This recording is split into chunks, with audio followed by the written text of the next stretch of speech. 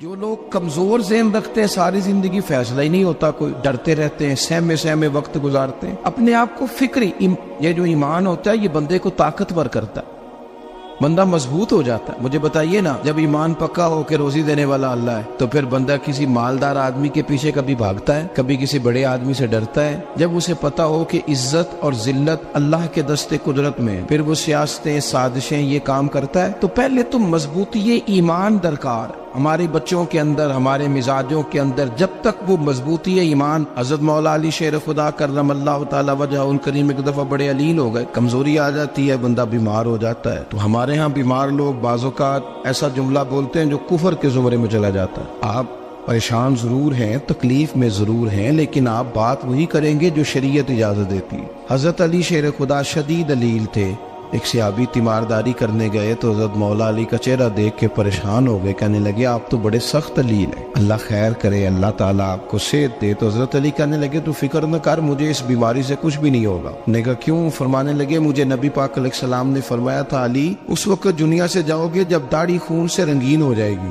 تو اس کا مطلب ہے میں خنجر کے وار کے ساتھ شہید کیا جاؤں گا، میں بیماری سے دنیا میں نہیں جاؤں گا، میں یہ بیماری سے مجھے کچھ بھی نہیں ہوگا، اللہ مجھے شفا دے دے گا، چونکہ حضور نے فرمایا کہ ساڈے نبی دی زبان ساڈے واسطے قرآن۔ تو سب سے پہلے تو اپنے ایمان کے اندر، توکل کے اندر مضبوطی پیدا کریں۔ مسلمان دیکھو نا، نماز پڑھنے سے روزی میں برکت ہوتی ہے، تو پھر اس کا مطلب یہ ہے کہ جب ٹائم آئے نا نماز کا تو گاہک جتنے مرضی کھڑے ہوں پھر دکان بند کرنی چاہیے، پھر نماز پڑھنی چاہیے، کیونکہ روزی تو اللہ نے دینی ہے، گاہکوں نے تو دینی۔ تو سب سے پہلے ضروری ہے مضبوطی ایمان، توکل، اللہ کی ذات پر بھروسہ۔ آپ کبھی میدان کربلا کا پورا نقشہ اپنے سامنے رکھیں نا، دو چیزیں ہیں، امام حسین کو نظر آ رہا ہے اب شہادت ہو جائے گی، اتنی بڑی فوج آئی ہے، خدا کی حکمت کے تقاضے سمجھ میں آ رہے ہیں، حالات کیا ہوں گے سمجھ آ رہی، پر ایک لمحے کے لیے بھی ان کا توکل کمزور نہیں ہوا۔ اپنے رب پر جو مضبوط بھروسہ ہے، سیدہ طیبہ طاہرہ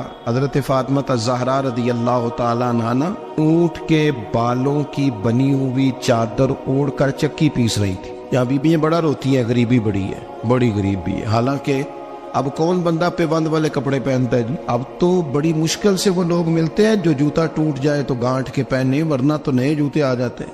حضرت سیدہ پاک اونٹ کے بالوں کی بنی ہوئی چادر اوڑھ کے چکی پیس رہی تھی۔ نبی پاک صلی اللہ علیہ وسلم نے دیکھا، آنکھوں میں آنسو ضرور آئے، پر محبوب نے فرمایا فاطمہ دنیا میں تھوڑی سی تکلیف برداشت کرو، قیامت کی ساری عزت اللہ آپ کو ہی عطا فرمائے گا۔ تو توکل کی مضبوطی، اللہ کی ذات پر بھروسہ، اپنے رب کریم کے ساتھ امیدوں کا وابستہ کرنا، اس سے مضبوطی آئے۔ دوسرا فرمایا وَعَمِلُوا الصَّالِحَاتِ، بہترین عمل کیا جائے زندگی میں، نیک اعمال کیے جائے، وقت ضائع نہ کیا جائے، ہر وقت کوئی نہ کوئی کام بندہ کرتا رہے۔ یہاں بہت سارے لوگ ہیں جن کو لوگ نیک کہنا شروع کر دیتے ہیں نا، وہ سمجھ لیتے ہیں شاید ہم سچی مچی نیک ہیں۔ لوگ جو کہتے ہیں حضرت صاحب کی بلا، پیر صاحب کی بلا، میں یہ طالب علموں کو، دوستوں کو، بلکہ اپنے آپ کو بھی کئی دفعہ کہتا رہتا ہوں، اپنے آپ کو سمجھاتا ہوں کہ یہ لوگ تجھے کہہ رہے ہیں حضرت صاحب، یہ تو رات کو تو اپنے آپ سے پوچھنا، اپنے رب سے پوچھ، کبھی موقع ملے تو اپنی گریبان میں جھانک، غور کر کے تیری کیفیت کیا ہے، تنہائی میں تیرا دل اللہ سے جڑتا ہے کہ نہیں، عبادت میں دل لگتا ہے کہ نہیں، خدا کا خوف دل میں رہتا ہے کہ نہیں، غریب کی محبت، عزیزوں قربت والوں کا احساس طبیعت میں موجود رہتا ہے کہ نہیں۔ ویسے تو میرا مطلب ہے، لوگ کہہ دیتے حاجی صاحب آپ بڑے سخی ہیں، تو اس سے تو نہیں نا بندے نے سخی ہونا، سخی تو تب ہونا ہے جب اللہ کی بارگاہ میں مقبول ہوگا۔ اعمال صالحہ، نیک کام، اور وہ کرتا رہے بندہ، کوئی بھی کام اسے نیکی کا مل جائے نا۔ دیکھنا اپنا معیار ہر انسان نے بنایا ہوتا ہے کامیابی کا۔ کچھ لوگوں کا خیال یہ ہوتا ہے کہ بچے میرے پڑھ گئے، اپنی اپنی جگہ پہ سیٹ ہو گئے، میں اب بڑے سکون میں ہوں۔ کچھ کی رائے یہ ہوتی ہے کہ میں نے سب بچے بچیوں کا بیاہ کر دیا ہے، گھر میرا بن گیا ہے، اب میں بڑے آرام میں ہوں، قرار میں ہوں، سکون میں ہوں۔ تو اپنی اپنی رائے ہوتی ہے، لیکن حقیقت وہ ہے، اصل وہ ہے جسے اللہ کے قرآن نے بیان کیا۔ اللہ کریم نے فرمایا والعصر، اے محبوب علیہ السلام ہمیں آپ کے زمانہ مبارکہ کی قسم ہو، ان الانسان لفی خسر، فرمایا بے شک انسان خسارے میں، نقصان میں۔ اپنے تئیں کوئی دعویٰ کر لیتا ہے، آپ دیکھتے ہیں کہ بہت سارے لوگوں کے دعوے اپنے اپنے ہوتے ہیں نا۔ کسی بھی طالب علم سے آپ پوچھیں پیپر دے کے آئے تو پیپر کیسا ہوا ہے، تو کیا کہتا ہے؟ جب کینڈیڈیٹ الیکشن لڑتے ہیں تو رات کو جب وہ سوتے ہیں تو سارے جیت کے ہی سوتے ہیں، ان کو سب یہی کہتے ہیں کہ لوگ سارے تیرے ساتھ ہی ہیں. حالات، یہ جتنے بادشاہ حکمران ہوتے ہیں ان کے بگڑنے کی بنیادی وجہ ہوتی ہے کہ یہ خوش فہمیوں میں مبتلا ہوتے ہیں. ہم میں سے بھی ڈھیر سارے لوگ ہیں جو خوش فہمیوں میں مبتلا ہیں. کچھ کہتے ہیں جناب ہماری نسبت بڑی تگڑی ہے. بھئی نسبت تو امام حسین سے تگڑی تو کسی کی نہیں نا. تو ساری رات نماز پڑھتے تھے، روزے رکھتے تھے، اللہ کو یاد کرتے تھے. آپ خالی نسبت پر بیٹھ کر عمل چھوڑ جائیں تو یہ کیسے ممکن ہے؟ تو اپنے اپنے تئیں لوگوں نے معیار کامیابی کے قائم کر لیے ہیں. اللہ فرماتا ہے کہ محبوب مجھے قسم ہو زمانے کی، انسان نقصان میں، یہ دن بدن جو وقت گزار رہا ہے تو اس کا نقصان، اس کا خسارہ، اس کا گھاٹا بڑھتا جا رہا ہے روز نقصان میں. کتنا کتنا عمر کا حصہ لوگوں نے ضائع کر دیا، کتنے کتنے بہترین لوگ تھے لیکن روزی روٹی کے پیچھے وقت سارا برباد ہو گیا. یہ رزق حلال کے لیے دوڑ دھوپ ہو وہ تو بڑی بات، لیکن تکبر کے لیے اور خواہشات، بیجا خواہشات کی تکمیل کے لیے، ایک دوسرے سے آگے بڑھنے کے لیے بڑا وقت ضائع کیا لوگوں. اچھا کوئی بھی نہیں جیتا، خاندانوں میں بھی کوئی نہیں جیتا، برادریوں میں بھی کوئی نہیں جیتا، پر لڑائی ساری زندگی کی ہے. میں نے آگے گزرنا، میں نے آگے، حالانکہ کوئی کسی کو جیتنے دیتا ہی نہیں. اپنے اپنے تئیں لوگوں نے معیار قائم کیے کامیابی کے. اللہ فرماتے ہیں بے شک انسان نقصان میں ہے، لیکن جس میں 4 خوبیاں پائی جائیں اللہ کا قرآن کہتا ہے وہ بندہ کامیاب ہو. کون کون سی؟ الا الذین آمنوا، سب نقصان میں نہیں سوائے ان لوگوں کے جو ایمان لائے. سب سے پہلے کیا کرے؟ ایمان ہو اس کے پاس، مضبوط ایمان. وعملوا الصالحات، اور ایمان بھی لائے اور نیک کام بھی کرے. اور صرف نیک کام نہ کرے، وَتَوَاصَوْا بِالْحَقِّ، لوگوں کو حق بات کی نصیحت بھی کرے. اور ظاہر ہے سچ بولے گا، حق بولے گا تو بڑے لوگوں کے مفادات کو ٹھیس پہنچے گی، کچھ لوگوں کو تکلیف بھی ہوگی. تو اب جب تکلیف ہوگی تو پھر مصیبت بھی آئے گی. تو اگر حق بات کہنی ہے تو پھر کیا کرے؟ وَتَوَاصَوْا بِالصَّبْرِ، اور ایک دوسرے کو صبر کی بھی وصیت کرے. 4 چیزیں پائی جائیں، ایمان، اعمال صالحہ، حق کی نصیحت، اس رستے میں آنے والی تکلیف پر صبر. اگر یہ 4 چیزیں میسر آتی ہیں تو اللہ کا قرآن کہتا ہے بندہ کامیاب ہے. اور اگر یہ 4 چیزیں نہیں تو پھر کوئی بندہ جتنا مرضی دعویٰ کرے، جتنا مرضی شور کرے، جتنا مرضی اعلان کرے، وہ کامیاب ہو سکتا. سب سے پہلے تو اپنا ایمان پکا کرے.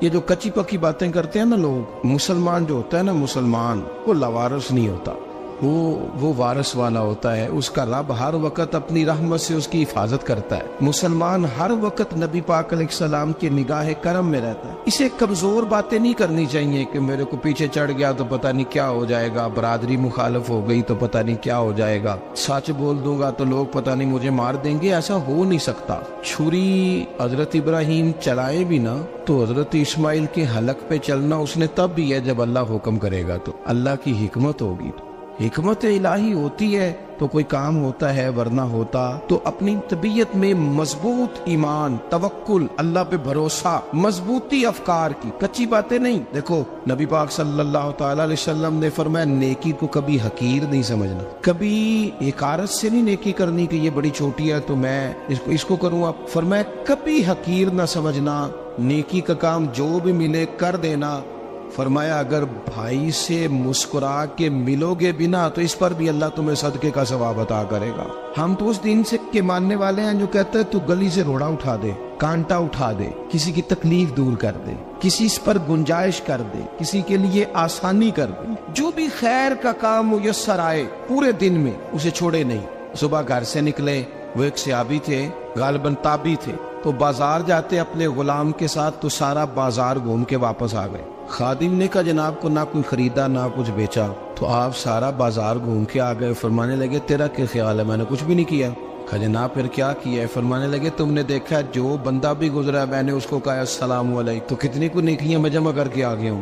کوئی خیر جو میسر آئے. ہم سمجھتے ہیں کہ شاید کوئی کروڑ کو روپیہ ہوگا تو پوری مسجد بناؤں گا تو پھر میں نے نیکی کر دی ہے. شاید جناب میں، حالانکہ یہ چھوٹے چھوٹے کام ہے نا، چھوٹے چھوٹے کام، ان کی تو زیادہ ضرورت ہوتی ہے، ان کی تو زیادہ حاجت ہوتی ہے. کوئی آپ رستے میں گزر رہے ہیں تو نیچے کوئی کھڈا بنا ہوا ہے تو اس پر ہم کیا کرتے ہیں؟ گاڑی میں بیٹھ کے تبصرہ کرتے ہیں اے روڈ کھورے کدو بننا ہے. بھئی یہ کھڈا ہے نا تو آپ نیچے اترے نا تو آپ دھابڑا لیں نا، کئی پکڑے نا، یہ تو 5 منٹ کا کام ہے. یہاں آسانی کر دیں نا آپ، اس میں گنجائش کر دیں۔ حضور سید عالم علیہ السلام نے فرمایا، امام راضی نے حدیث لکھی ہے، قیامت کے دن ایک بندے کو اللہ معاف کرے گا تو مالک وہ بندہ عرض کرے گا، یا اللہ میں تو بڑا گنہگار ہوں، کس وجہ سے معافی ہوئی؟ فرمایا رات کے وقت تو گزر رہا تھا، تیرے پیر سے روڑا ٹکرایا تھا اور تو نے اٹھایا ادھر ادھر دیکھ کے کہ کوئی اللہ کے کسی بندے کو تکلیف نہ ہو جائے۔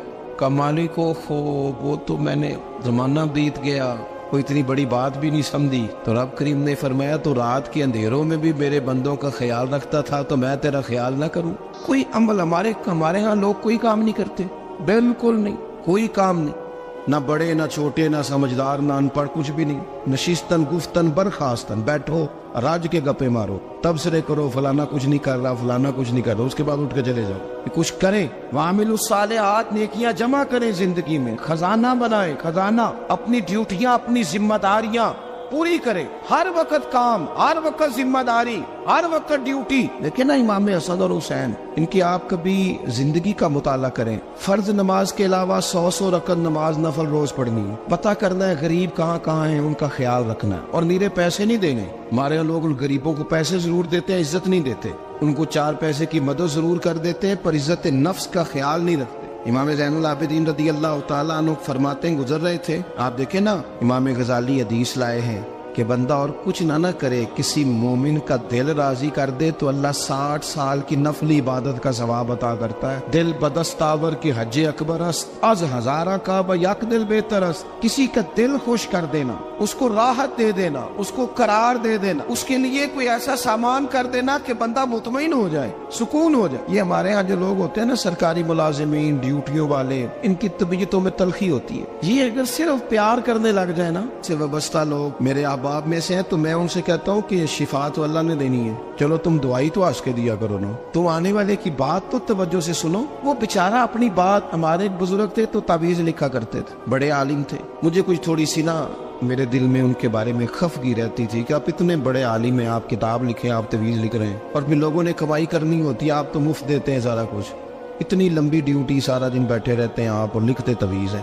میں نے ایک دن ان سے گزارش کی، میں نے کہا شیخ آپ بڑے آدمی، جن لوگوں کو اللہ نے رسوخ فی العلم عطا فرمایا ہوتا ہے، ان میں سے آپ، اللہ نے آپ کو پختگی دی ہے علم میں، شعوری عالم ہے آپ، سارا دن تعویذ۔ فرمانے لگے یار میں تعویذ نہیں لکھتا، اصل مسئلہ یہ ہے کہ جو تعویذ لینے آتا ہے وہ اپنا سارا دکھ سناتا ہے، تو میں تعویذ نہیں لکھتا، میں نہ بس لوگوں کے کلیجے ٹھنڈے کرتا ہوں، میں کسی کا، اب تو بچوں کے پاس ٹائم ہی نہیں، وہ تو ابا کا دکھ نہیں سنتے، تو بیٹھتے ہی نہیں۔ اماں کہہ رہی ہوتی ہے کہ پتر کو 10 منٹ میرے پاس بھی بیٹھا کر، لیکن پتر مصروف بڑا ہے، ویڈیو چڑھانی ہے اس نے۔ ہم الجھ گئے، یہ چیزیں انسان کو نفسیاتی طور پر کمزور کر دیتی ہیں، جو لوگ زیادہ یہ کام کرتے ہیں ان کے حافظے کمزور ہو جاتے ہیں، وہ الجھ جاتے ہیں، انہیں پتہ نہیں ہوتا رات میں نے کیا کہا تھا، صبح میں کیا کہہ رہا۔ ہر وقت نہیں، ضرورت کے وقت، ہر ٹائم نہیں، مخصوص اوقات میں۔ حضرت امام زین العابدین رضی اللہ تعالیٰ عنہ فرمانے لگے، ہم گزر رہے تھے، امام حسین ساتھ تھے، تو رستے میں نہ کچھ غربا، غریب لوگ بیٹھ کے کھانا کھا رہے تھے، کہتے ہماری ان پر نظر پڑی، تو انہوں نے حضرت امام حسین رضی اللہ تعالیٰ عنہ سے کہا حضور آئیے، تشریف لائیے، کھانا کھائیے۔ وہ ضروری نہیں ہوتا آپ کو سب کا کھانا پسند ہی آئے، ٹیسٹ اپنے اپنے ہوتے ہیں، یہ ضروری تو نہیں۔ کھانا پسند نہ بھی آئے تو دل تو پھر بھی راضی رکھنا چاہیے۔ قربان جائیں، نبی پاک نے کس طرح ہماری تربیت کی۔ حضرت عائشہ صدیقہ رضی اللہ تعالیٰ عنہ فرماتی ہیں، کریم محبوب کا میں نے یہ طریقہ دیکھا کہ اگر کھانا ناپسند ہوتا تو چھوڑ دیتے، پر کبھی اس میں سے نقص نہ نکالتے، عیب جوئی نہ کر۔ گرمی کے موسم میں کھڑی ہے بیچاری خاتون، اور کتنی مشقت سے اس نے کھانا بنایا، اور کتنی گرمی سے یہ چولہے کے سامنے، لیکن صاحب کو کھانا رکھا ہے تو وہ کہتے ہیں یہ تو کی پکایا ہے، وہ کھانے والی چیز ہے بھئی، اس طرح کرنا، اب جو اگلی انڈیا وہ تو پکا، نہ تو کھڑا ہو۔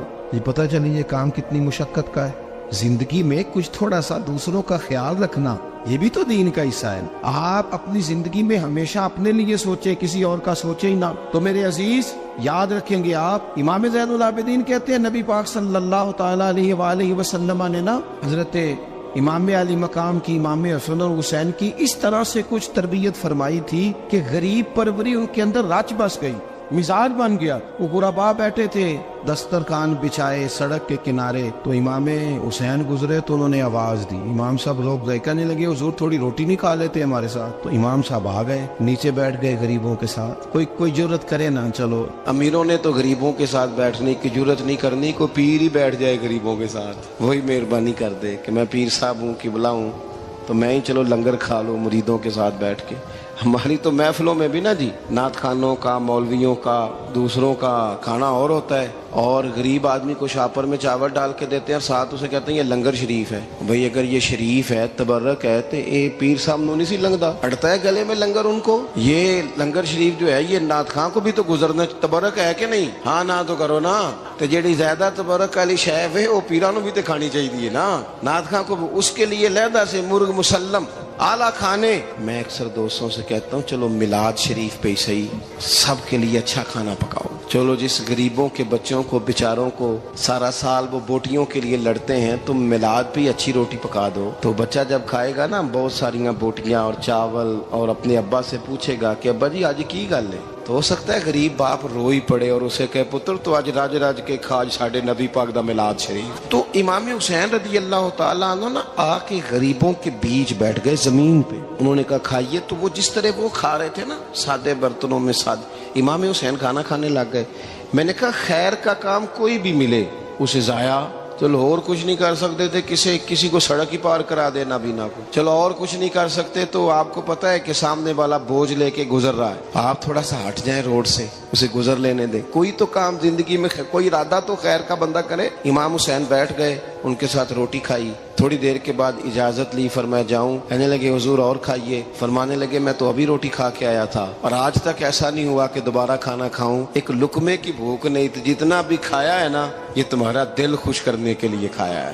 غرباء مساکین کی وعامل الصالحات, ایماندار بندہ ایمانداروں جیسے کام کرتا ہی اچھا لگتا ہے. 25 حج کیا امام حسن اور حسین نے مدینے سے مکے پیدل جا کے. میں کہتا ہوں چلو ہم باجماعت نماز ہی پڑھ لیا کریں. چلیں, حضور صلی اللہ علیہ وسلم نے فرمایا فجر کی نماز پڑھ کے بیٹھ جاؤ, اشراق چاشت تک اللہ کا ذکر کرو, 2 نفل اشراق کے 2 چاشت کے پڑھ لو, اللہ 2 حج اور 2 عمرے کا ثواب عطا کر دے گا. مشکل کام تو نہیں. اہل بیت نے ہمیں سبق یہ پڑھایا ہے, حضور کے اصحاب نے ہمیں سبق یہ پڑھایا. تیسری بات فرمایا وتواصوا بالحق, صرف یہ نہیں کہ تم نماز پڑھ کے تو بیٹھ جاؤ, تم نے نا بے نمازی کو نماز کی دعوت بھی دینی ہے. مظلوم پر ظلم ہوتا رہے اور کونے میں چپ کر کے بیٹھے نہیں رہنا, بلکہ اگر ہاتھ پکڑا جا سکتا ہے تو ظالم کا ہاتھ پکڑنا ہے. نبی پاک علیہ الصلوۃ والسلام نے فرمایا اپنے بھائی کی مدد کرو چاہے وہ ظالم ہو یا مظلوم ہو, بھائی کی مدد کرو چاہے ظالم ہو یا مظلوم ہو. تو صحابہ نے عرض کی یا رسول اللہ صلی اللہ تعالی علیہ وسلم یہ مظلوم کی مدد تو سمجھ میں آتی ہے, یہ ظالم کی مدد کیسے کریں؟ نہیں سمجھ آ رہی ہے آپ کو بات؟ یا رسول اللہ صلی اللہ تعالی علیہ وسلم مظلوم کے ساتھ کھڑا ہونا تو ہماری عقل میں آ گیا, تو ظالم کی مدد کیسے کرنی ہے؟ نبی پاک صلی اللہ تعالی علیہ وسلم نے فرمایا ظالم کو ظلم کرنے سے روک دو, تم نے اس کی مدد کر دی, اسے باز کرو. لیکن ہم تو اتنی جرت ہی نہیں رکھتے بدی کو بدی کہنے کی, اتنی طاقت ہی نہیں ہوتی. جھوٹ کو جھوٹ کہنے کی ہمت, ہمارے گھر میں سارا کچھ ہو رہا ہوتا ہے, ہمیں پتا ہوتا ہے کہ فلاں جگہ پہ ہمارا قبیلہ ہماری برادری غلط ہے, پر اتنی جرت کرتے. ہم سچ بولتے ضرور ہیں پر دوسروں کے بارے میں, اپنے بارے میں سچ بولنے کو تیار نہیں ہوتے. جرت کا مظاہرہ کریں, زندگی میں حق کو حق کہنا سیکھیں, غلط کو غلط کہنا سیکھیں, جھوٹ کو جھوٹ کہیں, بدی کو بدی کہیں, سچائی کا ساتھ دیں ہمیشہ. ہم نے جب تک دیکھو نا ظلم ہوتا رہے, زیادتی ہوتی رہے, اپنا دروازہ اندر سے بند کر لو, پتر باہر نہ جانا. کیوں جی؟ باہر اس پہ ظلم ہو رہا ہے, ان کے گھر آگ لگی ہے, کو ہمارے گھر تو نہیں نہ لگی. یاد رکھنا پڑوسیوں کی آگ نہ بجھاؤ گے تو اپنے گھر بھی آ جائے گی. اگر مظلوم کا ہاتھ نہیں پکڑو گے تو ظالم دلیر ہو جائے. اور ہمارے جتنے بھی بزرگ گزرے انہوں نے ظالموں کو ظالم کہا. امام احمد بن حنبل نے جیل کاٹی, امام اعظم ابو حنیفہ نے جیل کاٹی. آج کل لوگ کہتے ہیں مولانا صاحب آپ نے نا جناب غلط کو غلط نہیں کہنا, سیاست کی بات نہیں کرنی. کیوں جی؟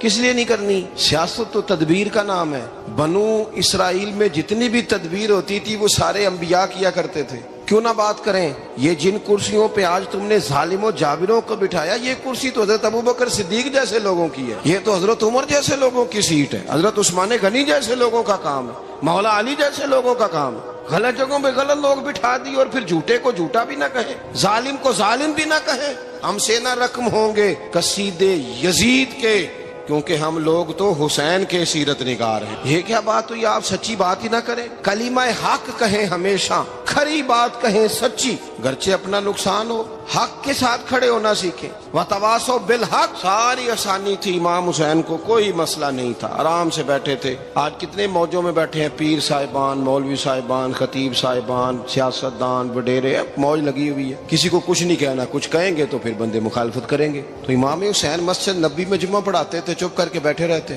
حضور سید عالم علیہ السلام کے مزار انور کے پاس بیٹھے تھے، بیٹھے رہتے۔ لیکن امام حسین نے فرمایا ظالم حکمران بنے تو وہ قوموں کو تکلیف دیتے ہیں، وہ ملی نقصان کرتے ہیں، وہ امت کا چہرہ مہرہ بگاڑ کے رکھ دیتے ہیں، لہذا کھڑے ہونا پڑتا ہے، کلمہ حق کہنا پڑتا ہے، الہ کلمۃ الحق کے لیے نکلنا پڑتا ہے۔ آپ اپنی زندگی کے اندر سچی بات کرنا سیکھیں۔ الیکشن کے دن آ گئے، میرے ایک بڑے محبت والے ساتھی تھے، وہ آ گئے ووٹ کے لیے۔ ویسے بھی یہ جو بیماری ہمارے ملک میں نا جی، ہمارے ہاں حکمران بعضوں کا کہتے ہیں اوے ہو جی جمہوریت بڑی ضروری ہے۔ وہ بھی کس مصیبت کا نام ہے جمہوریت؟ اقبال تو کہتے ہیں کہ یہ وہ چیز ہے کہ جس میں پتہ ہی کوئی نہیں ہوتا، پڑھے لکھے ان پڑھ کا، چھوٹے اور بڑے کا، سیانے اور بیوقوف کا۔ جمہوریت وہ طرز حکومت ہے کہ جس میں بندوں کو گنا کرتے ہیں، تولا نہیں کرتے رہتے ہو ہر وقت۔ قوم کو اس کا حق ملنا چاہیے، غریب کی مدد ہونی چاہیے، انصاف ملنا چاہیے۔ باقی یہ تمہاری کہانیاں ہیں ڈکٹیٹرشپ اور جمہوریت، اور ہمیں تمہاری سمجھ بھی نہیں آتی۔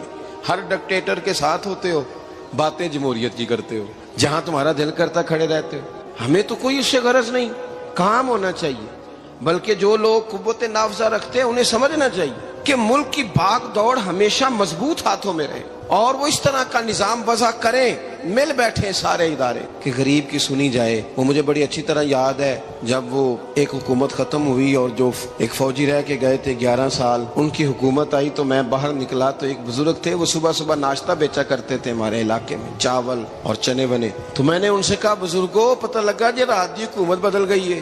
تو فرمان لگے پتر جیڑا مرضی بھی آ جائے، میں تو چاول بیچ کے روٹی کھانی، ہمیں تو ان سے غرض ہی نہیں، اللہ جانے کون آیا کون گیا، تو کھیل تماشا بنایا ہوا ہے۔ تو جھوٹے کو جھوٹا کہیں۔ میرے ایک دوست ہیں الیکشن لڑتے ہیں، مجھے ایک دفعہ آ کے کہنے لگے آپ نے کبھی ووٹ نہیں ڈالا، اس دفعہ ضرور ڈالے۔ میں نے کہا نہیں ڈالتا میں۔ کہنے لگے ووٹ قوم کی امانت ہے، تو میں نے کہا امانت کسی بے ایمان کو دے دوں؟ امانت تو امانت دار کو دی جاتی۔ نہیں سمجھے آپ بات؟ یہ سارے کہتے ہیں نا ووٹ قوم کی، تو امانت کس کو دینی چاہیے؟ صحیح بتاؤ۔ چلو ہوں تسی بولنا نہیں، بس دل وچ گل رکھنی، دل وچ دیندے ویسے امانت دارا نہیں ہونا۔ نہیں میں نے کہا بولنا نہیں، ہمیں کسی نے پتہ نہ لگ جائے، دیتے ویسے امانت داروں کو ہی ہو نا۔ یہ اپنے دل سے پوچھو، فیصلہ لو، اللہ سے ڈرو۔ ظالم کا مددگار ظالم ہوتا ہے، ظالموں کا مددگار ظالم ہوتا ہے۔ وہ تیرے میرے ووٹ پر جیت کر جب ظلم کرے گا تو پھر کون ہے جو یہ دعویٰ کرے گا کہ جناب میں ظالم کا مددگار نہیں؟ سوچو سمجھو، غور کرو۔